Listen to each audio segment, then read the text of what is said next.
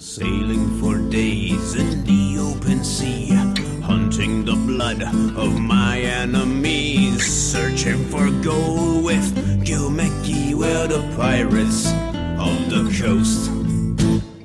Hey, this is Rich, and you're watching Bsawr, Black Sails, Apocalypse World, and Running. That's right, this is the show where we talk about the Fantastic Stars piratical series known as Black Sails.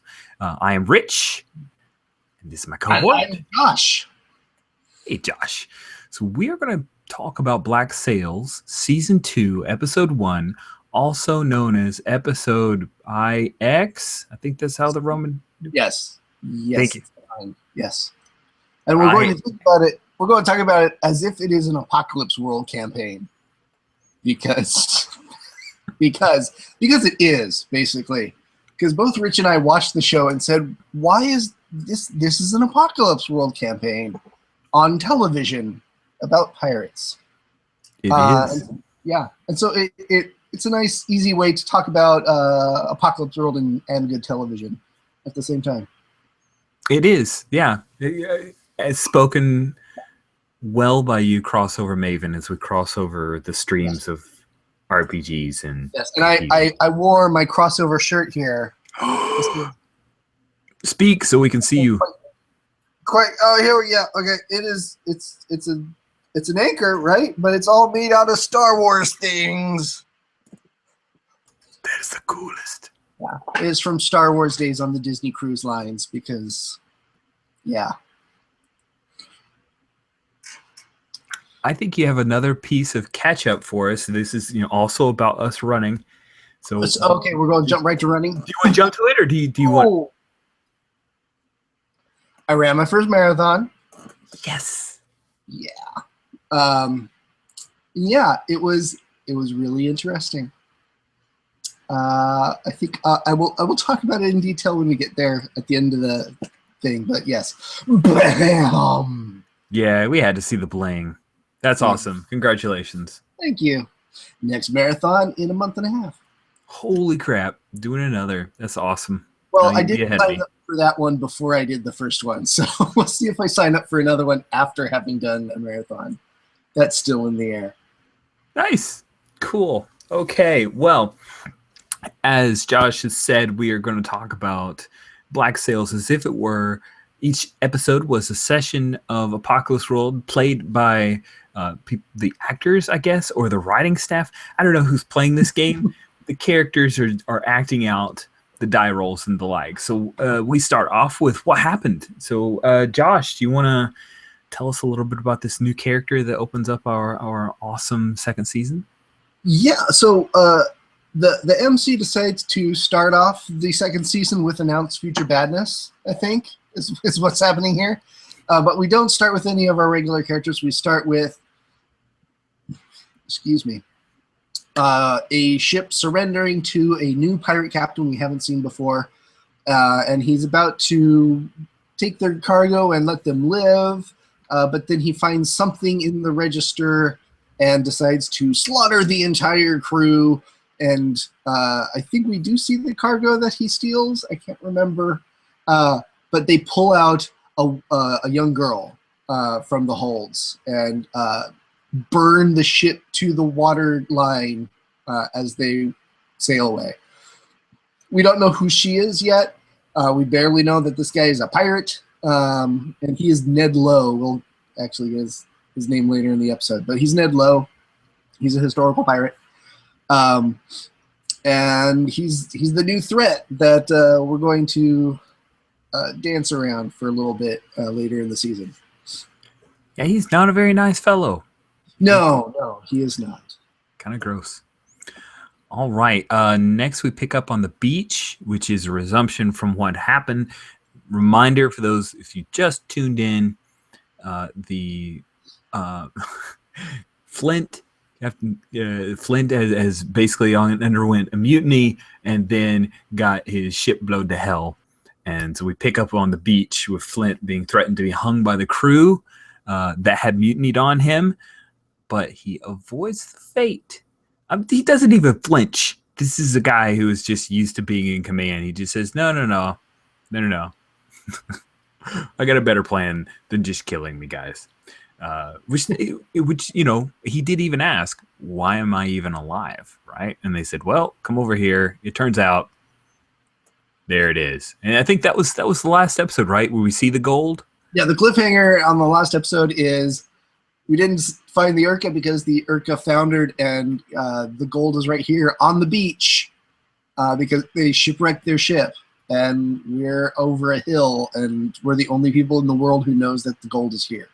Yeah. The crew, the Spanish crew, is still guarding the gold. Yeah. And that's where Flint says, well, there's no way we can take that beach. But you know what we can take? He points to the escort ship that's out in the bay. And, the giant warship. Yeah. Big honking.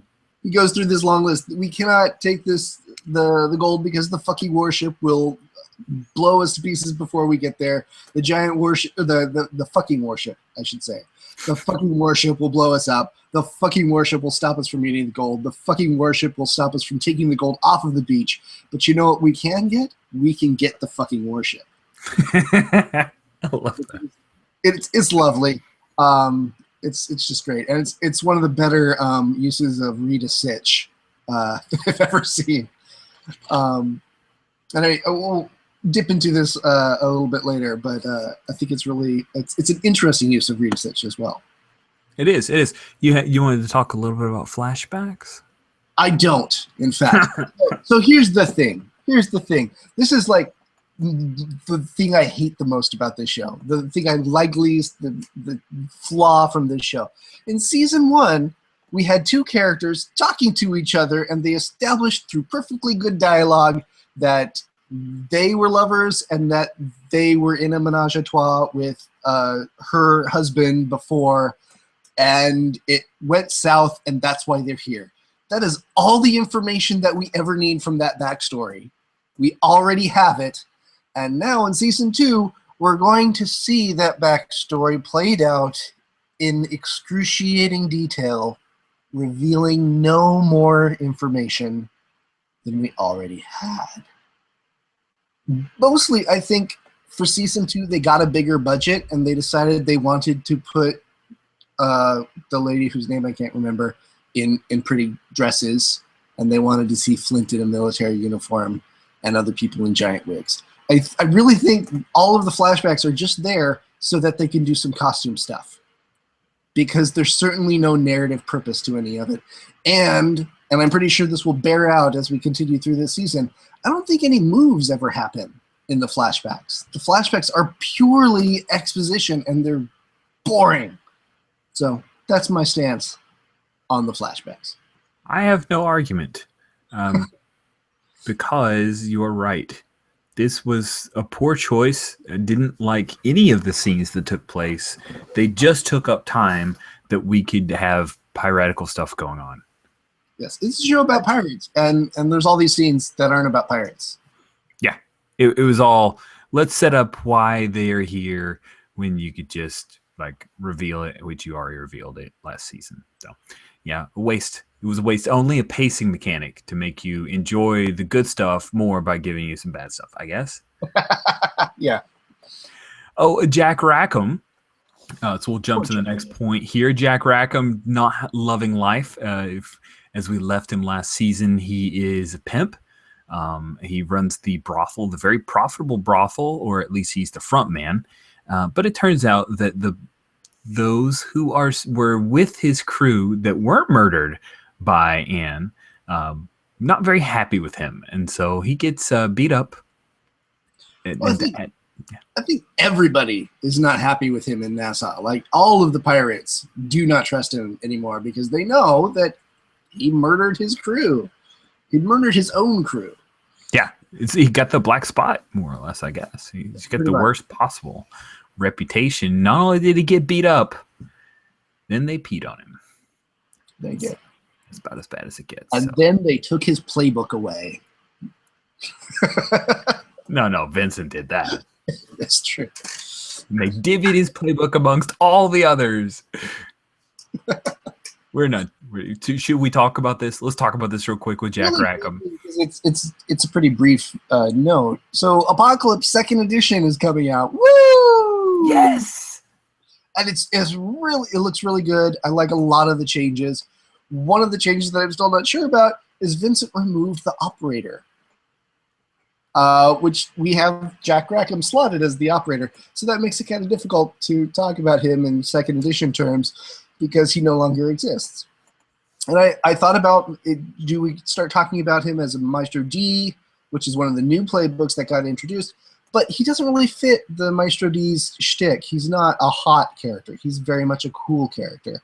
And none of the Maestro D moves are really things that Jack does. Jack is presently running the brothel, but it's not his thing. It's his present circumstances. It's not the thing that he's all about.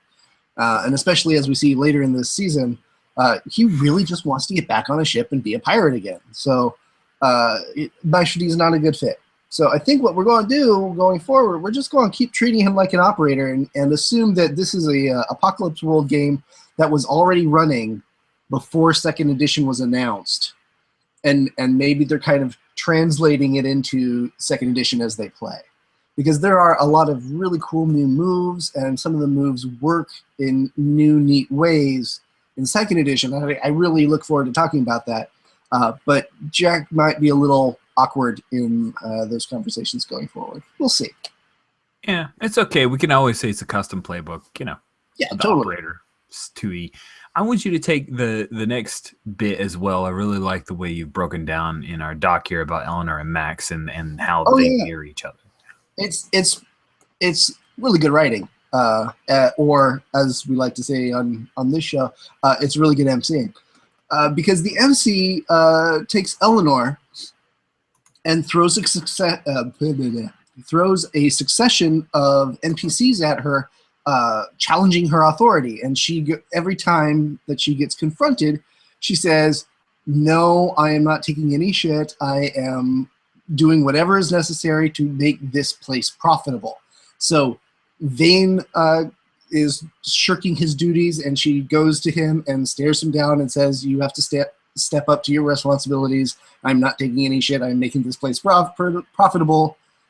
Quartermaster Meeks comes in with barrels that have been bathed in the blood of the crew that they slaughtered. And she explains, "I cannot sell these barrels no matter what is inside them. So no, I have to repackage them, and I'm not paying for that. You're paying for that. I am not taking any shit. I'm making this place profitable." And then the MC sets up the scene where Eleanor and Max come head to head because Max sold Meeks and Ned Lowe the tip that ended up with the blood-spattered barrels. And Eleanor is very upset with Max for gumming up the works of her operation. And Max's response is, "I'm sorry, information came in the door and I sold it. I'm not taking any shit. I'm making this place profitable." So it was a really nice standoff between two PCs, both doing the same thing, which happened to be into cross purposes. So that was some fun friction and some fun role playing that they got in. It is a chewed up scenery, and I don't think they like each other after going from the first season when they were lovers. Now they are rivals. It's interesting. I like it. And it's interesting that Max has taken a lot from Eleanor's playbook. Yes. She often will throw that in her face. So let's transition. We caught up. I feel like we kind of ran through. I feel like we've gotten everything covered as far as what's happened in major bits. Let's talk about one cool scene. Lead this one off because I love the way you phrased this. This is so good. So good. We have the total gamer moment of forget the treasure. I want to steal the warship. Yeah, and for a player move, this is Flint doing read a sitch, like I mentioned before. And one of the things that you can ask when you do read a sitch is who or what is vulnerable to me in this situation. And the answer is not the gold, but the warship is vulnerable to you. And a naive reading of how the game works, or if you're just new to it, you might think that the player rolls this and then basically asks the GM for permission to do something awesome, asks the GM for permission to notice that something cool can happen. And I think that kind of takes a lot of wind out of Flint's sails here. Yeah, you like what I did there? I did. It's good. If we make this like Flint is just picking up the breadcrumbs that the GM or the MC is laying down, it makes this scene a lot less impressive. This is not Flint having keen eyes or anything. This is Flint saying, "Oh, the MC told me that we could do this fun thing." But what that read of the game is missing is that the game is a conversation, and it is absolutely perfectly fucking kosher to read a sitch and say, "I want to know what is vulnerable here, and I'm really hoping that the answer is the warship," because quite possibly the MC hadn't thought about that. And if it's a good MC, they say, "Oh hell yes, the warship is what is vulnerable here. That is absolutely true. Have at. That will be fun." Yeah, really like that move. The idea of going from some kind of boring, let's take the beach, to now let's just steal onto a ship. Yeah, it's a great scene. It's a great way to kick off season 2, because they take the ship by the end of this episode, and a lot of this season is, okay, now you have a giant freaking warship. Now what? Yeah, with giants like Spanish everything everywhere. This is meep meep meep, like neon sign. The sails have these giant red crosses on them. There is only a narrow area where you can take this ship, where there's an entire armada that will hunt you down. But it's got some nice guns. It does. The last scene of the episode or the game session has Flint and Silver. They're getting their commuted sentence because they've successfully secured the warship. And Silver tells Flint, "You didn't do this to get your sentence commuted, did you? You're going to get your captaincy back." And I'll go back to this beach and get this gold. Yeah, exactly. And I love that. Is, Josh, you nailed it. That is absolutely Silver learning the most about Flint, and that's how HX works, right? Yeah, and we don't usually see this on screen because and it's usually not an on-screen sort of thing. When you're playing at the table, it's a wrap-up thing. Who learned the most about me? I think it was you, like that. But this was a neat little bit where it's like, no, Silver learned the most, and Silver's going to demonstrate that he learned the most about Flint this turn. Plus, I think Silver likes showing off when he works out puzzles. It's true, he does. And he's for those who, he is still our battle babe. Yes, forever. Yes. Did we see any PC moves, Josh? Oh well, there was the Rita Sitch, which was very nicely done. We also, I have a funny note, but I want to do the other one first. We see Silver use the new 2nd edition move, Hunt Prey. This is a really nice, slick little move for when you're hunting somebody down or you're tracking somebody, and you roll, and if you get a 10+, you corner them in the place that you want to corner them. And if you get a 7 to 9, you corner them, but the situation is not to your advantage. And if you fail, you end up confronting them wherever they want to be. Mm-hmm. That's a really nice move that very quickly and efficiently sets up a lot of context. So I'm really excited for using this move the next time I get to play Apocalypse World. But in this case, Silver used it because he and Flint, the two of them, are climbing onto the warship to take out the watch so that the main attack force can come in and take the ship. And he grabs a bosun's whistle so that they can whistle the watch down from the crow's nest. and fight him on their terms rather than try and climb up into a crow's nest and kill the guy inside, which seems awkward. So yeah, and he gets his 10 plus. The watch comes down, and they get to attack him on their terms, but that roll doesn't go their way. Yeah.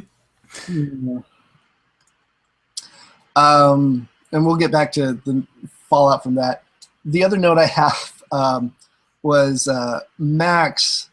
At one point, I think she just started playing Monster Hearts. She goes into Anne's room. Anne is very angry at her for selling secrets in the brothel, and she goes into Anne, and she doesn't. She says, "There's something between us, and I think we should get it out in the open." And then they start kissing on each other, and so on. But it's not a seduce move, because Max isn't like, "I want you to do a thing, and here's your XP carrot if you do the thing." I really think she just uses the Monster Hearts move, turn somebody on, right? She doesn't want Anne to do a thing. She just wants to invoke an emotional response in Anne, and she does. And this is a thing that may or may not fly at your table. Technically, I guess we could call it's a custom move or something in this instance. But sometimes there's mineable gold in other games that you can cross plant. I think it's adorable that you see that. I will say though, counter just to get us back to Apocalypse World, the Skinner sex move is you're gonna have to give me a gift.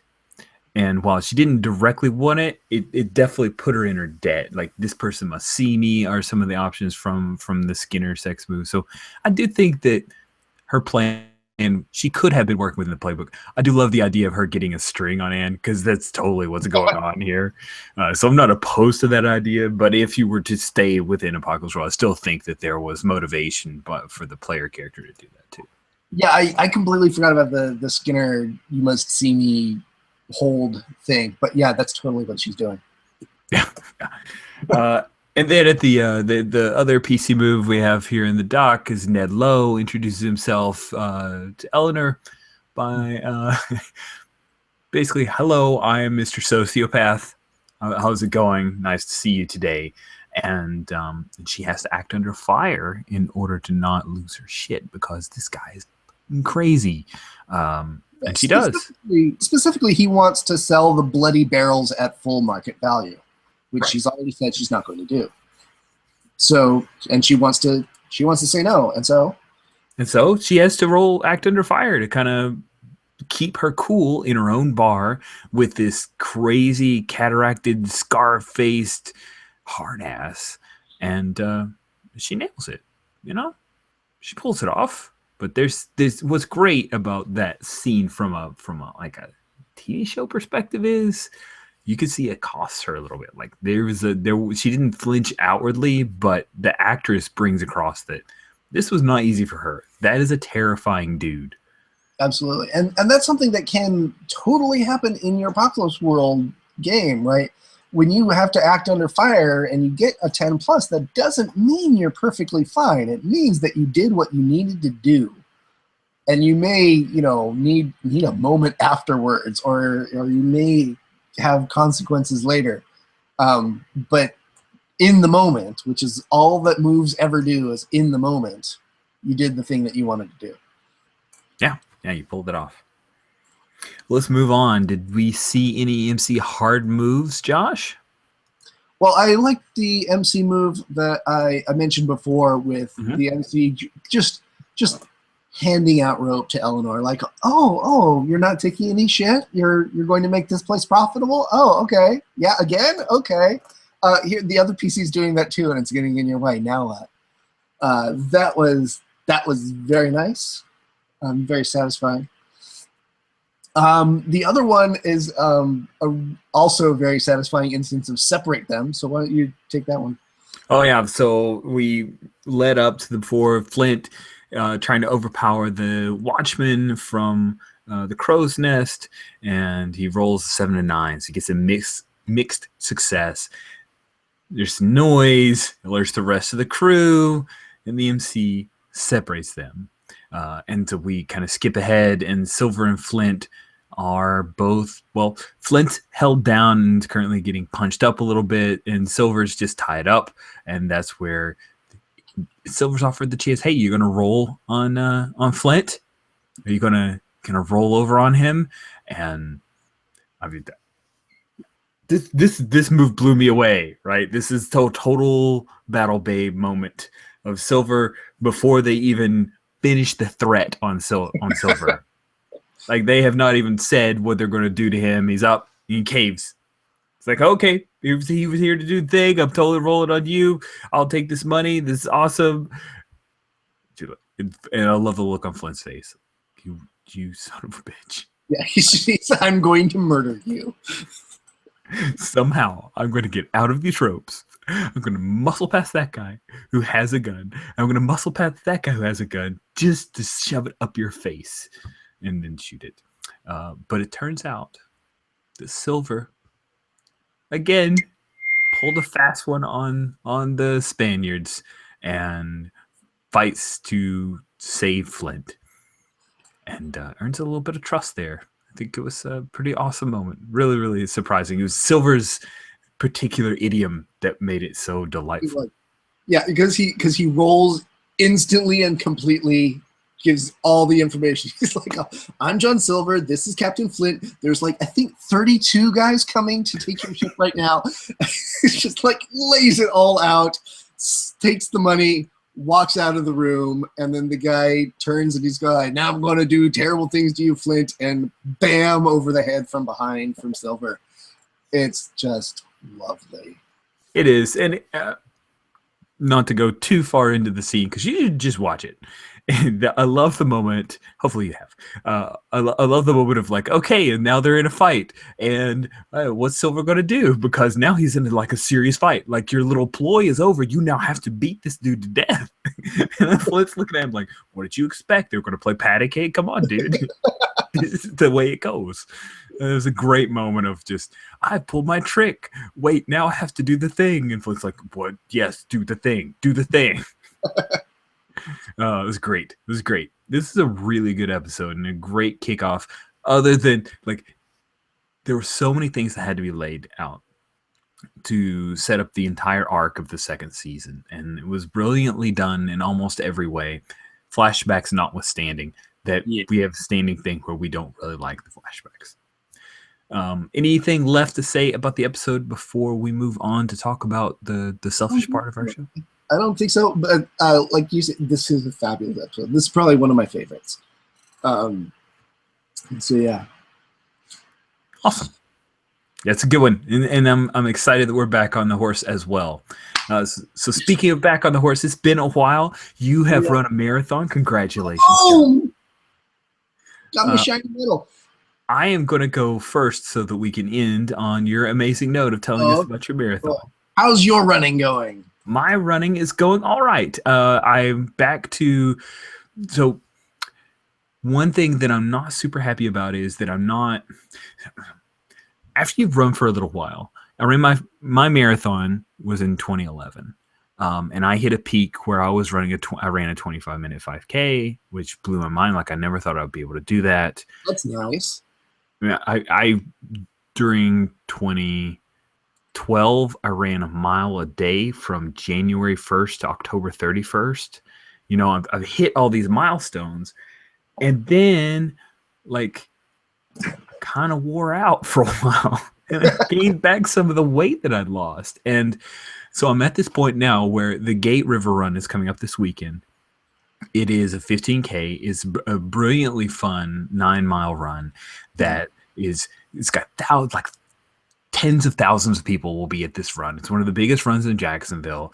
You end coming down a bridge that overlooks the Jaguar Stadium, and you run down and you end up at the foothill of this huge stadium. It's a super great time, and I'm not running it because while I'm getting back in running shape and I've pulled a minute off of my abysmally bad time that I got into, I'm not to the point now where I could even sniff my PR on a personal record, my PR on the Gate, and I don't want to run it unless I can at least be within some kind, not even spitting distance, like throwing distance. I just want to be in throwing distance of my PR. And it sucks because I know it's a good time, and I know that I'll go and I'll probably have a good time. But I don't want to run it knowing what my finishing time is going to be. It's not going to be good at all compared to what I have run that race at. So my pro forma race. Yeah, it's a great race. It's really, really fun. I love there was one time when like a mile in, you're starting to go up an embankment to get onto the highway at one point, and this one guy runs across. This is like probably like your Disney marathon, at least in the early part. Like is wall to wall people. Like you have feet in front of you for a long, long point until things start to really stretch out. And this guy ran across the rows of people so he could go lean over an embankment and puke. I'm like, wow, that's the craziest thing I've ever seen in a race. Like, I hope that people who are underneath that, like, were underneath at that moment. That would suck. So the gate's a great run, but excited to say tomorrow, hitting a 5:15 run. Ran a 6 miler on Saturday. I'm staying active. I'm getting my time back down. And my buddy Bob and I, we're running jogging buddies. We run 3 to 4 times a week, and we're back on track. And we're setting our sights for a 10K. The problem is we want to train up for it. And in Jacksonville, 2 months from March puts you in May. People don't want to run 10K or more in May. Like literally, there are 10Ks in April. There's nothing more than a 5K until October. Oh. Yeah. So we're probably going to have to make up our own 10K. Have the Bob and Rich 10K is probably going to happen sometime in May. That's what I think is going to happen. Cool. So that is me leading up to you. Please, Josh, share with us about your marathon, man. Marathon. It was definitely an experience, and it was hard, but I did the training, so I was okay. The Disney races, they have the balloon ladies, which are the pacers at the back who are running at the slowest pace that you can run at without getting swept off the course as they close it down. So they're the balloon ladies. And I never saw the balloon ladies on the marathon. Nice. Yeah, which is pretty cool. I ran my intervals until 30K, which is most of the way through, and then I just walked the rest. The very, very end, I finished strong, mostly because there were people taking pictures. It's amazing how much that motivates you. It's like, yeah, it totally does. I'm going to take some good pictures now that I have almost finished running a marathon. And afterwards, it was very weird because it's undeniably an accomplishment. As the person I am in the situation I am always sitting on a giant pile of privilege. And it's very easy for me to discount the things that I do because I do all of them from that giant mountain of privilege.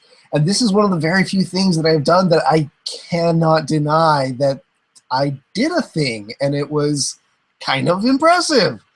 And it's at this point, it's kind of weird to have something that I can't just discount as, because I had all of these advantages that I didn't earn. This was something that I worked on for a really long time, spent a lot of time doing it over that time, and finished. It was really cool. I highly recommend it if anybody has the time to spend running around in circles to make yourself better at running around in circles. It's really cool. What was your favorite part of the marathon? Like, is there a moment that you'll hold on to the most? Oh man, because I tend to split the marathon into 5Ks, and so it's like, I can't remember, it's like 12 5Ks, 8 5Ks I think. And I was trying to think of what the different 5Ks are. Like there's the warm-up 5K at the beginning, because you're like you were saying, you're in a giant press of people. So you're not going to be doing your best time. You're really just warming up, at least for the first 5 or first 10K. You're getting ready to run. And there's there's the 5K where you're like charitable and chat with some people that you're running beside a little bit. And then there's like the 5K at like 3/4 of the way through or so where you don't remember it afterwards. Like that whole 5K, I don't remember that stretch of the run.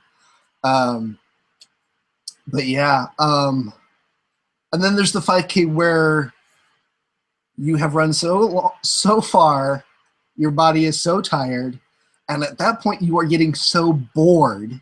Because I mean, even if you're running in Walt Disney World and the course is really interesting, at some point you're like, oh, my brain has nothing left to mull over anymore. I found myself, I would stop running, not because I wanted to stop running, but because both my brain and my body forgot that I was running. It was like, oh yeah, I need to go again. I would just drop out of my pace, and have to restart myself. But the last 5K was totally my favorite. The very end, you run around the World Showcase in Epcot. So you run around the world. You run past Germany, past France, past Japan, past China, etc. And you go out to the finish line, and it's really gratifying. So yeah. I did that as part of, and here's, you want to talk about my privilege involved. After that race, my family went on the Disney Cruise Line, and we went to Disney's private island, Castaway Cay, where they did another 5K around the little island. And that was the Castaway Cay Challenge. So I got an extra special medal for running around a tropical island. And I also, to bring that a little more on the topic for Bsawr, we stopped in Nassau. Which that's so cool. Doesn't look anything like the sandy, dusty, disreputable port we see in the show for some reason. Apparently, it's been a few hundred years. But it was very amusing to be like, we're sailing around where Black Sails takes place. We're on a little scrap of an island that is. Disney has done a good job making it very nice there, but the other half of the island, which they have not terraformed, is just like scrub and swamp and insects that will eat you alive at night, apparently. So it's interesting to see, like, yeah, that's most of the islands that Flint and company are dealing with are just nothing islands. So yeah, that's me. Oh yeah, and then I ran a 15K a few weekends later.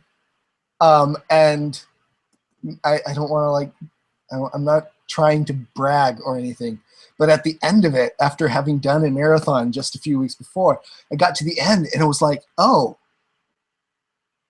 that's it. Okay. I have since fallen from that lofty position, and now at about 10K, I start feeling it. But on that 15K, it wasn't until 14K in that I'm like, oh, my legs are starting to get tired. And that was a weird feeling. It's like, oh. And you think, like, I remember when 5K, when the first 5K was a daunting experience. And now I'm no longer there. And that's a really, really cool feeling. So I guess if nothing else, the takeaway is you can do this too. Yay! You can. Yes, if you have a lot of time to run around in circles. Yes, a lot of time. Get nice socks. Get good socks, or you will. The socks are really the most important thing. Yep. Like even more important than the running shoes. I found that they are. They're definitely more important than the running shoes. The running shoes are great. Don't get me wrong, but they're mostly like after. Get the socks. I am so proud of you. You complete. Now you're gonna pass me and do your second one, which makes me a little jealous. You're doing 2. That's awesome. Yeah, we'll see if I do another marathon after that. And I'm also because like you said, you do your first one, you're like, I'll never do that again. Then a little while later, you're like, I wonder if I could beat my first time. Yeah, the Disney Marathon has the thing because it's a whole weekend, and there's a 5K and a 10K and a half marathon and a full marathon on successive days. And there's a challenge that you can do to run them all. Run a 5K, and then the next day run a 10K, and then the next day run a half marathon, and then the next day run the full marathon. It's called the Dopey Challenge. And of course, it sounds like try it because it's not the tough man, it's not the never quit, it's the Dopey Challenge. It's pretty dopey to do that. And of course, my brain is like, "Oh, Josh, could you do the Dopey Challenge next year?" And I'm holding it off so far, but I don't know. By the end of season 2, I might be signing up to do Dopey. We'll see. Keep us in the loop. Well, awesome. Anything else, Josh? I don't think so. Well, great. I'm so excited. We're back in the second season of Bsawr. I don't know what the actual release schedule is, but for those of you playing at home, it was like 2 or 3 months of me failing to actually be able to do this. So I am really, really happy to be back and doing this because this is a really fun way to enjoy both Black Sails and Apocalypse World. It is. It is. All right. Well, we will be getting back on the horns soon enough as we're back on a regular track, and we'll make our way through all of season 2 together. Season 3 is now out, so we got some stuff to catch up with. Yeah. It's going to be awesome. And season 2 ends on such a lovely moment. Well, cool. All right. Well, thank you very much, Josh, and thanks everybody for watching, and have a great evening.